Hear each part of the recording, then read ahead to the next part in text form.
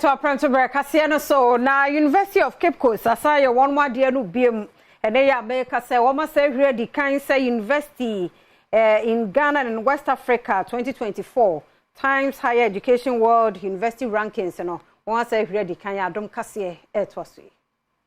University of Cape Coast womoda soa edikan ewo ebibre atoye famu a woba ebibre famu so ewiase afa na nyina wotosonson ya wo yesu apon a wakwadare ewo nimdie mu pa sanhwehwe mu 2024 Times Higher Education World University Rankings ene de betudwa yenti Vice Chancellor Professor Joseph Nyakobo Ampon ene nsemtrefo etwetwe enkomo na wodi tu dwasa afimpini ne aduonum yenu ene afimpini ne aduonum yensan mu sukuu na bone homodin pa ne sente enya ne wanwa sesa abasoboyi ode amano Africa hangum na ye kasukua o ma beni ewa abode hyiemu a University of Cape Coast ne kasa na ya me pa chese sade easy da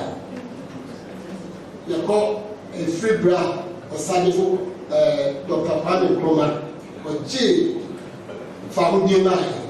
university bi eni wa o ma enu a o ma tinye edikan atwaso press Eka chika sama kasi ya na mo pray ne. Practical, we see ya na mo pray ne.